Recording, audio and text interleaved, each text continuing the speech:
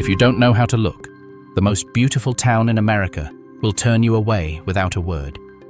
This is how this town awakens. Cliffs plunging into the Pacific, beaches shrouded in mist, houses that seem straight out of a fairy tale, and empty streets that seem to judge every step. At dawn, when the streetlights reflect on the damp cobblestones and the turns break the silence, you realize you're not in a simple tourist destination. You're in a setting that tests your patience, your discretion, and your ability to read unspoken codes. Because Carmel doesn't give away its beauty, it manages it. The lives of the residents are measured in glances, gestures, and boundaries that visitors rarely perceive. The local women, with their strength, restrained sensuality, and firm character, decide who belongs and who doesn't. European or Latin American tourists may attract attention, but true access requires understanding silences, hierarchies, and unwritten rules. Arriving in Carmel.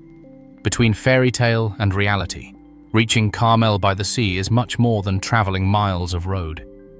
It's crossing a border between the world we know and a place where beauty functions as a code. The final stretches of the road wind between mist-shrouded cliffs and pine forests that smell of salt and damp earth.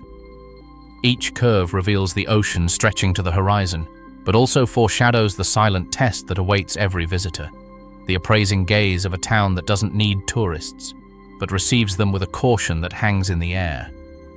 The first impact is both visual and emotional. The fairy tale houses, with their sloping roofs and flower-filled planters, contrast sharply with the deserted beaches and the morning mist that envelops the cliffs. Shop signs seem to invite exploration, but every step reveals that not everything is for the casual passerby. Carmel is welcoming, yes, but also selective. Its cobblestone streets, gardens, and cafes function as a subtle system of social control.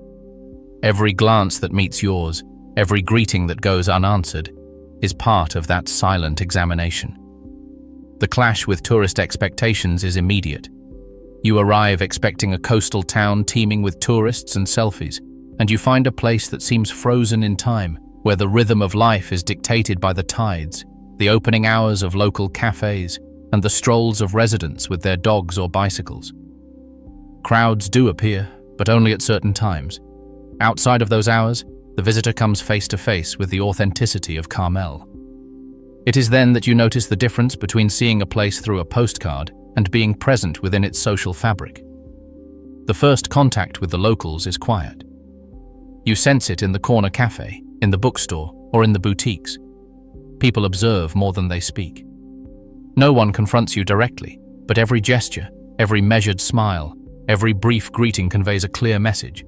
Not every visitor is welcome here. There are unwritten rules: how to walk, how to look, how to behave. It's a game of mutual observation, where foreigners must learn to read subtle cues. Some residents have lived here their entire lives and know every stone, every corner of the streets, every routine of their neighbors. Their knowledge of the community gives them a quiet authority that doesn't need to be demonstrated with words. That's why first-timers feel that Carmel is testing them. Tourists who think their money or their presence is enough soon realize that it doesn't work that way here. Real access is earned with patience, respect, and observation. As you move toward the center of town, the feeling of entering an exclusive space intensifies. The artisan shops and specialty cafes, although open to the public, are imbued with an air of intimacy that demands discretion. The locals seem to move to their own rhythm, aware that every action says something about their identity and that of the visitor. This first day serves as a silent introduction. Carmel doesn't immediately welcome you, it examines you first. Even the sea and the coastline seem to participate in this test. The mist rising from the Pacific limits visibility obscures the distance and compels one to approach carefully, step by step, without haste. The landscape is not merely dazzling, it commands respect. Walking along the beach at dawn, one feels the echo of centuries of visitors who came and went and those who remained, learning to live by rules unwritten in any guidebook. Flocks of seagulls and the residents' dogs silently patrol the territory, a reminder that life here is measured in attentiveness, observation, and adaptation. The first interaction with the oldest residents confirms what the mist already hinted at. Only those who respect Carmel's solitude, routine, and discretion manage to connect with its essence. The rest, though surrounded by beauty, feel like strangers in a place that does not readily surrender. Women of Carmel, natural beauty and restrained strength. If there's one thing that defines Carmel-by-the-Sea beyond its cliffs and fairy tale houses, it's its women. Walking its streets at dawn is a silent spectacle. Women who seem to blend into the mist, moving with a confident stride, a steady gaze, and an aura of natural authority. It's not the kind of beauty that screams, nor the theatricality found in big cities. It's a type of allure that commands respect, earned and never imposed. First impressions can mislead a foreigner. A light smile doesn't always mean invitation. A lingering gaze can be an assessment. Here, desire isn't displayed. It's managed, measured, and protected. Physically, the women of Carmel stand out for their naturalness. Skin tanned by the Pacific sun, bodies sculpted by endless walks, morning yoga, or surfing on the nearby coast. There's strength in their gestures. Firm arms, straight shoulders, movements that betray physical endurance and discipline. But what truly attracts isn't just their features. It's the combination of independence, character, and self-control. The women of Carmel know their worth and don't need to prove it. The contrast with tourists and visitors is immediate. Many foreign women arrive with a different energy, cheerful or carefree, and are often surprised by the reserve of the locals. Here, there's no automatic rapport or immediate smile. You observe first, you gauge the attitude, and only then do you grant trust. The attraction to foreigners, especially Europeans or Latin Americans, is subtle and silent. There's curiosity in the gaze, yes, but it's not gratuitous. Gestures are codes that must be interpreted correctly. A misstep can mean being labeled an intruder, someone who only admires from the outside without understanding the boundaries of the community. Body language says it all. Crossed arms aren't disdain, they're evaluation. A slight nod isn't a greeting. It's a sign of partial acceptance. Silences weigh as heavily as words. Gestures that in other cities might be flirtation are tools for calibration here. A foreigner who understands this can generate interest, but one who misinterprets the calm or the slight smile quickly becomes an outsider. There are stories that illustrate these invisible codes. Emily, an Australian tourist, arrived with her partner and believed that sharing a coffee on a terrace with local women signified openness. One of them, with a restrained smile and a fixed gaze, assessed Emily's every gesture for more than 10 minutes. That same afternoon, Emily realized she had been judged and decided to withdraw from the conversation. There were no harsh words, only silence and a clear emotional boundary that was never crossed. The lesson was simple. In Carmel, emotional access cannot be bought or forced. Another story takes place on Carmel River State Beach, where European tourists noticed local women practicing yoga at sunrise. The difference was evident. While the foreigners took photos and smiled at everyone, the locals maintained concentration and an elegant distance, not speaking but conveying authority. Some visitors tried to approach, offering small talk. The response wasn't negative, but it was cold and judgmental. It was a silent reminder. Here, space and autonomy are respected, and any attempt to ignore this is instantly detected. Contained desire also has its social dynamics. Carmel isn't a place where sexuality is displayed. It's hinted at, perceived in subtle gestures, lingering glances, or controlled proximity. Local men, like the women, operate according to codes that combine respect, reputation, and discretion. When a foreigner enters this ecosystem, they must learn to read almost imperceptible signals. A slight tilt of the head, a gesture of gathering one's hair, a change in gait when passing on the street. Each movement communicates something that goes far beyond simple physical attraction. Pride and reputation are paramount. The women of Carmel protect not only their physical space, but also their social standing. Participating in a local event, sharing a coffee or attending an art exhibition means entering a microcosm of implicit hierarchies. Any misstep is remembered, whispered about, and can shape a visitor's perception for weeks. Discretion and the ability to read unspoken cues become key to emotional survival. Daily life, routine, work, and resilience. Carmel-by-the-Sea may seem like a paradise frozen in a painting, but behind its fairy tale houses and cobblestone streets beats a routine as demanding as any modern city.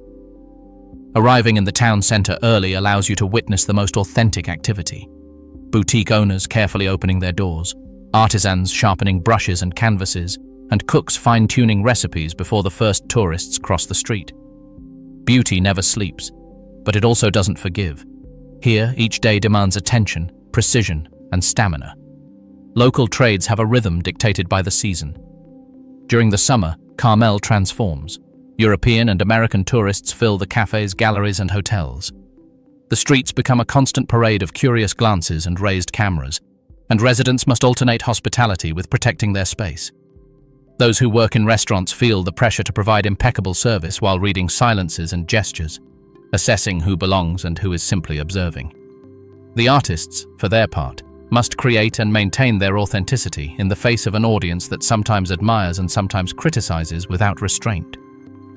In these weeks, life is intense, almost theatrical. Every interaction, every smile, every greeting carries a weight that isn't immediately apparent. Winter brings a stark contrast. Nearly empty streets, morning fog, and a silence that envelops everything. Cafes close early, hotels reduce their staff, and tourists almost completely disappear. It's a time to rebuild, prepare the business for the next season, and above all, resist the feeling of isolation. Many locals admit that the winter tranquility is beautiful but demanding.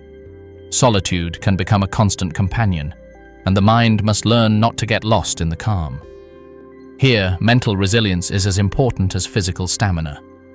No one survives simply admiring the scenery. Carmel isn't just a place for adults. Raising children also follows unspoken rules. Little ones grow up among galleries, cafes, and paths that connect the town to the beach. From a very young age, they learn to respect the privacy and personal space of others, to read gestures, and to move carefully among visitors and locals. The community protects the children, but the demands are high. They must adapt to the pace of the adults, understand that every action has a social impact, and that reputation is a value built from childhood. Freedom is combined with discipline, and the result is a generation that understands beauty, but also the responsibility of living in a place under scrutiny. Solitude is another key aspect. Despite the constant beauty and the presence of tourists in summer, daily life is discreet, even silent. Residents learn to live with constant observation without reacting ostentatiously. This chosen solitude strengthens the mind and character, and is one of the reasons why Carmel maintains its unique aura. Only those who respect the codes and understand the subtlety of local relationships can truly integrate. Community bonds are deep and quiet. A timely greeting, a helpful gesture with a business, or a respectful comment in a gallery can open doors. Ignoring these subtleties can shut them out completely. The community functions like an organism. Every action, every glance, and every interaction has an effect on the town's social network. Here, the rules aren't written. They're felt, observed, and internalized. Foreigners who arrive without perceiving these codes often leave with the feeling that Carmel has evaluated them, measured them, and excluded them, without needing a word. Foreigners in Carmel, fascination and silence. Carmel-by-the-Sea has always held a particular magnetism for those seeking more than just a tourist destination. It's not just the fairy tale houses, the cliffs plunging into the Pacific, or the mist that embraces the beaches at dawn. There's something in the way the town moves, in how the residents interact with their surroundings, that quietly draws visitors from all over the world. Japanese women fascinated by the Californian lifestyle, European women curious about the rustic beauty, and Latin Americans seeking that blend of sea, art, and mystery that seems unique to this place. They arrive with expectations, cameras ready, and maps in hand, but soon discover that Carmel doesn't give itself away easily. From the first encounter, foreigners face a different reality. Here, the strength, beauty, and character of the local residents are perceived as both a magnet and a barrier.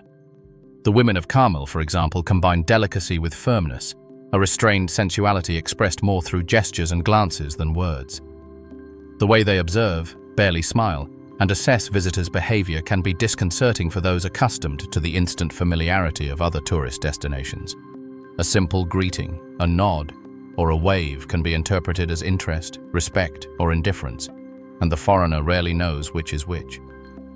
The local men in turn exert a quiet allure, a calm presence, confident movements, command of their surroundings, and knowledge of the town that makes them almost unapproachable at first glance.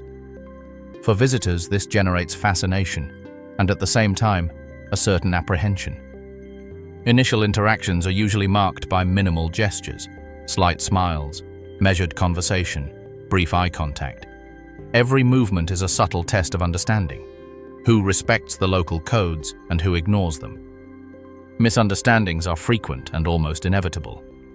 A Japanese tourist trying to start a conversation might receive a polite but distant response. A Latin American who thinks they're picking up on signs of interest could misinterpret a discreet smile. A European woman seeking quick connection might discover that patience and observation are more important than immediate conversation. These silences, these tensions, aren't impolite. They're invisible boundaries locals use to protect their space and assess newcomers. Some visitors, initially disoriented, begin to understand the codes. Wait for the local to speak first, don't overdo the curiosity, observe before acting. Those who manage to adapt discover that Carmel can be extraordinarily welcoming. Invitations to hidden cafes, recommendations for little-known restaurants, even long conversations that reveal stories of the town and details of daily life. However, even these moments are experienced with discretion. Everything is measured, restrained, and respectful of the local rhythm and space. The attraction between foreigners and residents is often quiet and nuanced. Glances that linger a second longer than expected, smiles that vanish before being understood, gestures that indicate interest but also establish boundaries. For visitors, this can be frustrating or intriguing. For locals, it's simply the natural way of interacting with those who aren't fully integrated into the community. There are a few short stories that reflect this dynamic. A European tourist was captivated by a local barista who ran the cafe with almost ritualistic precision. The way he prepared the espresso, the care with which he attended to each customer, and his understated courtesy created an immediate attraction. But any attempt to move beyond normal conversation was met with an implicit boundary, an unbroken silence. A Japanese tourist staying at a family-run inn noticed the appraising gaze of the owner. Every gesture, every question, every movement in the kitchen seemed like a subtle test of respect and understanding. A Latin American visitor, for his part, interpreted the friendliness of a resident too quickly and discovered that local affection does not translate into immediate trust. Belonging is earned with time and observation, not with insistence. Secrets of paradise, hierarchies and invisible codes. Carmel-by-the-Sea is not just a spectacle of fairy tale houses and misty cliffs. It is a microcosm governed by unwritten rules and hierarchies that are felt but rarely explained. Every resident knows who holds sway, who deserves respect, and who, however friendly they may seem, is still a newcomer who must prove their place. Here, community is built on invisible networks of trust, reputation, and honor. And understanding them is the difference between feeling like part of the village or remaining a spectator forever. In Carmel, family history and the age of the residents carry as much weight as personal charm. Long-time residents have privileges that aren't shown on maps or explained in brochures: access to the best local restaurants, invitations to private events, knowledge of trails and secret spots, even influence over decisions about village life.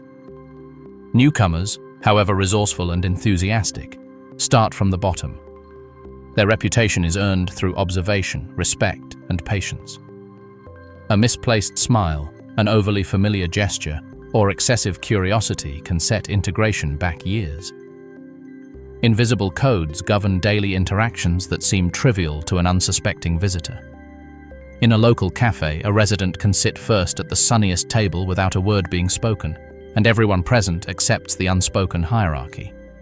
On the beach, a group of local surfers knows exactly who can use certain spots without conflict. Politeness is a language, but behind it lie measures of power and silent respect that define true belonging. Conflicts arise, but they are rarely resolved through direct confrontation. In Carmel, disagreements are handled with subtlety, gestures, and strategic silences. A dispute over a parking space in front of a boutique can be settled with glances, calculated pauses, and careful observation. The tension dissolves without words, and those who understand these cues know how to navigate without disrupting the social equilibrium. A resident who feels her space has been invaded may simply ignore the intruder for days. The message is clear, and anyone who respects the unwritten rules understands it immediately. The hierarchy isn't just social, it's also tied to one's contribution to the community. Shopkeepers who have served customers for decades, artists who have installed their works in public spaces, and volunteers who protect the beach during storms have a status that can't be bought or demanded. It's earned through effort and time. Anyone who approaches Carmel with superficial expectations soon discovers that here, respect is measured in quiet commitment, attention to detail, and adherence to the unwritten rules. Even the attraction between residents and foreigners is regulated by these codes. A local woman may show interest in a visitor, but always within boundaries that protect her reputation and social stability. A misstep, an overly direct word, or an attempt to jump the gun can provoke immediate rejection. Glances, restrained smiles, and calculated gestures act as filters. Those who read them correctly can approach. Those who don't remain outside. There are stories that illustrate these rules clearly. A newly arrived artist tried to organize an event in a shared garden without consulting the long-time residents. The response was a deafening silence for days. There was no argument or confrontation, only a strategic absence that communicated disapproval. Over time, the artist learned to observe, ask discreetly, and act according to the unspoken codes, and then he was accepted. Another case involves a group of tourists who arrived at a local cafe without respecting the barista's service time, receiving calculated glances and slow service as a reminder that they were out of place. What's fascinating about Carmel is that these invisible hierarchies and codes maintain the balance of a place that could be chaotic. Tourists, residents, artists, shopkeepers, and sea lovers coexist without a break in harmony, precisely because everyone understands, consciously or unconsciously, the unwritten rules. The community functions like a living organism. Every gesture, every silence, and every interaction has a purpose in the invisible web that sustains the town. Night in Carmel. Alcohol, desire, and half-truths. When the sun dips behind the cliffs and the Pacific mist thickens, Carmel-by-the-Sea transforms. The cobblestone streets that at dawn resemble a serene postcard become a stage of soft lights and shifting shadows. In the cafes that stay open late, the discreet bars, and the hidden terraces, the daytime rigidity begins to loosen. Here, amidst the aroma of wine and the whisper of private conversations, masks fall, and what seemed like absolute control during the day becomes relative. The oldest residents, those who govern the town's unspoken code, lower their guard during these hours. Conversations become more sincere, silences less severe, and gestures that during the day would have signified an assessment or judgment now transform into subtle invitations. It is at night that accumulated tensions are revealed. Family grudges, rivalries between merchants, and desires that remain suppressed during the daytime routine. The bars in Carmel aren't large or noisy, but they are intimate. A group of local friends might share a craft whiskey while exchanging stories they wouldn't tell in front of tourists or newly arrived neighbors. Visitors who manage to penetrate these circles quickly learn that the night has its rules. Listen more than you speak, read between the lines, and understand that a single gesture can open or close doors forever. Desires held back during the day also find their place here. The local women, elegant and poised, may appear more relaxed, allowing longer smiles or glances that hint at complicity. But even these expressions follow strict codes. They are never spoken directly, and boundaries of reputation are never crossed. Gestures are interpreted as tacit agreements, and those who understand them can experience a closeness that would never be displayed in broad daylight. Among tourists, especially Europeans and Latin Americans, fascination and confusion are palpable. Exchanging glances with local women can ignite curiosity and tension, but without knowledge of the town's nocturnal norms, any move can be misinterpreted. An accidental touch, an overly direct comment, or an attempt to rush into intimacy can generate immediate rejection. Attraction in Carmel isn't spontaneous. It's negotiated silently, patiently, with gestures and discretion. Private gatherings are another arena for double standards. Some residents invite select outsiders to impromptu dinners in houses with terraces overlooking the sea, where alcohol flows and conversations reveal truths not found in any tourist brochure. Here, repressed desires are discussed, conflicts that have no place in the facade of daytime perfection, personal frustrations. Every word, every laugh, every pause carries a weight that transcends the moment. They are indicators of who is accepted, who understands the codes, and who remains an outsider. Carmel's double standard is evident in the comparison between day and night. During the day, the town seems governed by strict rules. Everything is measured. Everything is evaluated. Tourists are observed. Residents calculate every gesture, and interactions follow a silent order that protects social harmony. When night falls, this order loosens, but it doesn't disappear. Nighttime freedom is limited and selective. Only those who have learned to read the invisible codes can move about safely. A clear example is the case of a young European artist who, during the day, could barely strike up a conversation with the local women. At night, in a small bar by the beach, he understood that he had to wait, listen, and allow their eyes to meet before attempting an approach. This patience opened the door to a deeper conversation and the possibility of an ephemeral but intense relationship, based on mutual respect and carefully calibrated gestures. Beliefs, rituals, and traditions. In Carmel-by-the-Sea, the aesthetic perfection of cobblestone streets and fairy tale houses is merely the surface of a much deeper structure, a tapestry of traditions, rituals, and beliefs that governs daily life.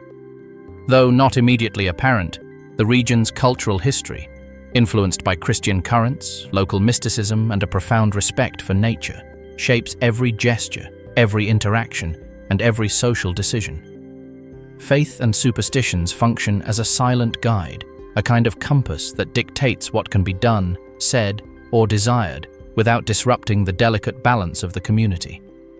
From the religious processions that still wind through the streets on holidays to the small family rituals that take place in the wooden houses facing the ocean, everything has a meaning that transcends the spiritual. It is social control.